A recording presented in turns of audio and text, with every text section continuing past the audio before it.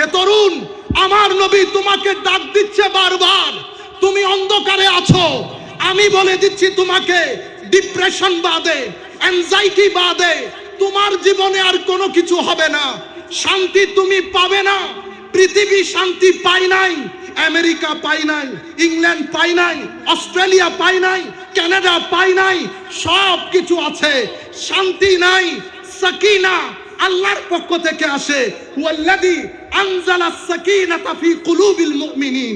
আল্লাহ মুমিনের অন্তরে সাকিনা ঢেলে দেয়। সাকিনা ঢালার জন্য আপনার ব্যক্তি জীবন, আপনার সমাজ জীবন, আপনার পারিবারিক জীবন যদি আপনি রাসূলে পাকের আখলাকের মধ্যে নিজেকে ফানা করতে পারেন, তো বান্দার বাকা নসিব হয়। কি নসিব হয়? বাকা।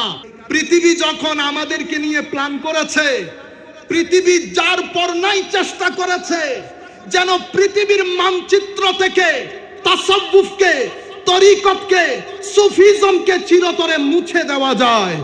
কারণ সুফিজম, তরিকত, তাসাউফ ওয়েস্টার্ন কান্ট্রি এতটুকুন জানে, একজন আল্লাহর ওলি যখন কোন ভূখণ্ডে প্রবেশ করে, কোন অস্ত্র ছাড়া, কথাবার্তা ছাড়া, মানুষ দলে দলে ইসলামের সুশীতল ছায়াতলে আশ্রয় গ্রহণ করে। আমার ভাইয়েরা, হযরতে বাবা মহিউদ্দিন নামক এক ব্যক্তি আমেরিকাতে গেছে, না জানে ইংরেজি, না জানে আছে এডুকেশন, কোনো কিছু নাই, কিন্তু হাজারে হাজারে main stream American doctor, engineer, professor, lawyer, হাজারে হাজারে মানুষ ইসলাম গ্রহণ করেছে হযরতে বাবা মহিউদ্দিনের সংস্পর্শে এসে। কোনো কিছু বলতে পারে না, কোনো কিছু বলতে পারে না। কিভাবে গ্রহণ করে? আমার নবী যখন গদিরে খুমের মধ্যে, আমি একটু পরে বলবো, সেখানে আমার নবী বলেন নাই দুটি জিনিস রেখে যাচ্ছি, কিতাব, আমার আলে বেত। কিতাবের পরে কি বলেছে? ফিহিল হুদা ওয়ান নূর। এই কিতাবের মধ্যে হেদায়েতও আছে, নূরও আছে। আপনি কি কিতাব থেকে নূর বের করতে পারবেন? নূর কি বের করা যায়? মনে রাখবেন, কিতাব সবাই পড়ে, কুরআন সবাই পড়ে, কিন্তু কুরআনের নূর সবার অন্তরে আসে না। কুরআন দুটি জিনিস দান করে আপনাকে। একটা হচ্ছে জ্ঞান, আপনি শিখেছেন, নিজেকে সমৃদ্ধ করেছেন। আরেকটা হচ্ছে নূর, আরেকটা হচ্ছে নূর। হায় হায়, যখন নূর আসে, যখন নূর আসে, এই নূর বাড়তে থাকে, বাড়তে থাকে, বাড়তে থাকে। একটা অবস্থা এমন হয়, ফানি বান্দা, ফানি আগে ছিল ফানি, সিরাতুল মুস্তাকিম ভাবে আঁকড়িয়ে ধরে। নবী যেভাবে কথা বলেছেন, নবী যেভাবে চলেছেন, নবীর ইত্তেবা, নবীর পিছনে পিছনে চলা। হায় হায়, হযরতে আব্দুল্লাহ ইবনে ওমর যোহরের রক্তে খাওয়া দাওয়া করে একটা গাছের নিচে গিয়ে কিছুক্ষণ আরাম করতেন, অতঃপর চলে আসতেন। জিজ্ঞাসা করা হয়েছে, হুজুর এই গরমের মধ্যে আপনি যান, কিছুক্ষণ বসে আবার চলে আসেন, হুজুর এটা কেন করেন? হযরতে আব্দুল্লাহ ইবনে ওমর বলছে, ফানাফির রাসূল কাকে বলে? আমার ভাইরা, হে তরুণ, আমার নবী তোমাকে ডাক দিচ্ছে বারবার, তুমি অন্ধকারে আছো। আমি বলে দিচ্ছি তোমাকে, ডিপ্রেশন বাদে, অ্যাংজাইটি বাদে তোমার জীবনে আর কোনো কিছু হবে না। শান্তি তুমি পাবে না। পৃথিবী শান্তি পায় নাই, আমেরিকা পায় নাই, ইংল্যান্ড পায় নাই, অস্ট্রেলিয়া পায় নাই, কানাডা পায় নাই, সব কিছু আছে, শান্তি নাই। সাকিনা আল্লাহর পক্ষ থেকে আসে, ওয়াল্লাযী আনজালাস সাকিনাতা ফি কুলুবিল মুমিনিন। আল্লাহ মুমিনের অন্তরে সাকিনা ঢেলে দেয়। সাকিনা ঢালার জন্য আপনার ব্যক্তি জীবন, আপনার সমাজ জীবন, আপনার পারিবারিক জীবন যদি আপনি রাসূলে পাকের আখলাকের মধ্যে নিজেকে ফানা করতে পারেন, তো বান্দার বাকা নসিব হয়। কি নসিব হয়? বাকা। সম্মানিত উপস্থিতি, এভাবে আপনি যখন কোরআনে পাকের সুহবতে বসে কোরআন থেকে নূর আহরণ করেন, তো নূর কিভাবে আহরণ করেন? হে যুবক, পৃথিবীকে আল্লাহ খাইর এবং শার দিয়ে ডিজাইন করেছে। খাইর এবং শার। পৃথিবীতে গুড এনার্জিও আছে, ব্যাড এনার্জিও আছে, পজিটিভ এনার্জিও আছে, নেগেটিভ এনার্জিও আছে। আপনাকে আল্লাহ পঞ্চ ইন্দ্রিয় দান করেছেন। আপনি যখন আপনার পঞ্চ ইন্দ্রিয় দিয়ে নেগেটিভ এনার্জি আর্ন করবেন, হে তরুণ, আমরা রাতে যখন শুতে যাই, স্ক্রিনের মধ্যে আমাদের সময় চলে যায়। সারা রাত আমরা কি করি?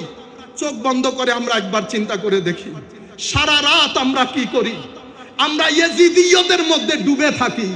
ইয়েজিদ অশ্লীলতার নাম। আপনি মুখে হুসাইন বললেন, কিরদারের মধ্যে ইয়েজিদি হলেন, তো ফানা হয়ে যাবেন, বাকা নসিব হবে না, কুরবত নসিব হবে না। যত বড় চেয়ারের মালিক হবেন, যতদিন এখানে থাকবেন ততদিন। এই দুনিয়া থেকে বের হয়ে যাওয়ার পরে পৃথিবীর মানুষ আর স্মরণে রাখবে না। হে মানুষ, সেই ব্যক্তিকে পৃথিবী স্মরণে রাখে যেই ব্যক্তি শানে মুহাম্মাদির মধ্যে ফানা হয়ে যায়। সম্মানিত উপস্থিতি, ব্যবসায়ী অনেক আছে। আজকে ঘোষণা করছি, সুফি মিজানও ব্যবসায়ী, তিনিও পৃথিবী থেকে যাবেন।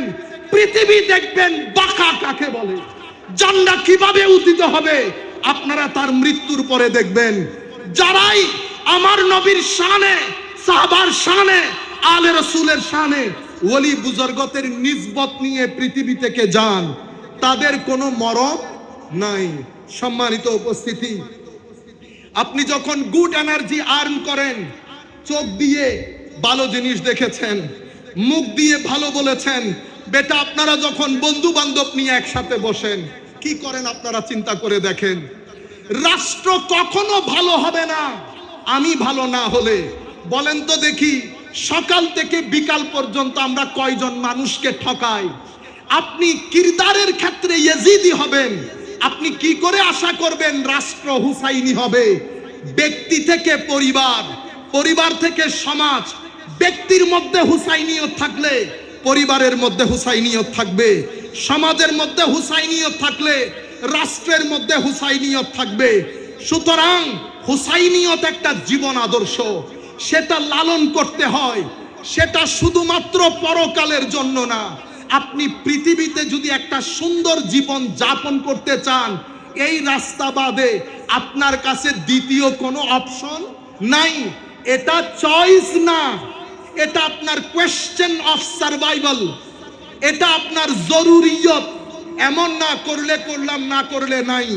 সম্মানিত উপস্থিতি, আপনি যখন পজিটিভ এনার্জি আর্ন করবেন, পজিটিভ এনার্জি আর্ন করবেন, তখন আপনার ভিতরের যে তবিয়ত, একটা শরীয়ত, একটা তবিয়ত।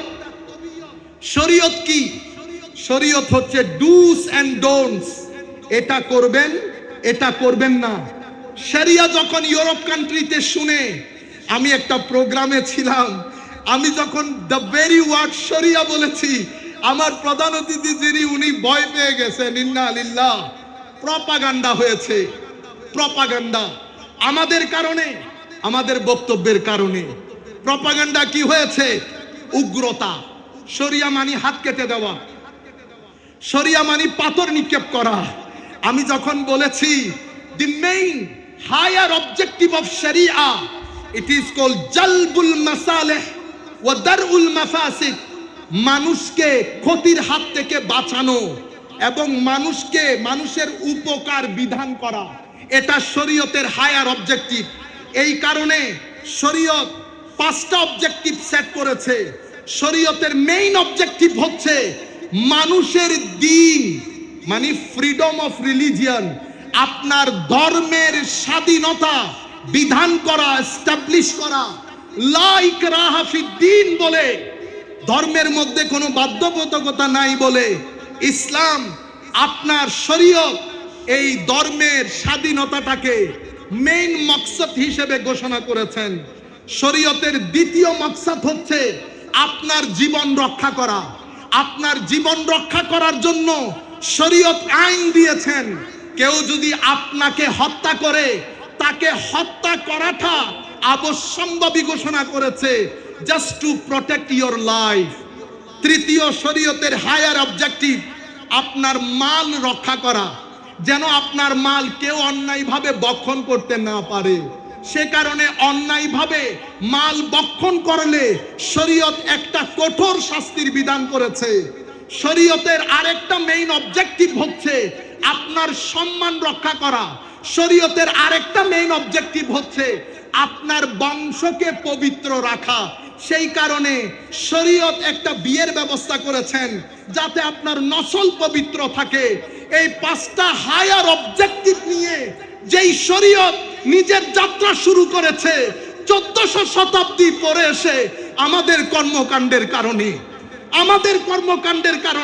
আমাদের উগ্রতার কারণে, আমাদের ড্রেস আপ, গেট আপ, আমাদের কথাবার্তা, আমাদের প্রেজেন্টেশনের কারণে ওয়েস্টার্ন ওয়ার্ল্ড পুরা পৃথিবীতে একটা প্রপাগান্ডা করেছে যে শরীয়ত মানি ব্যাকওয়ার্ডনেস, শরীয়ত মানি অসভ্যতা।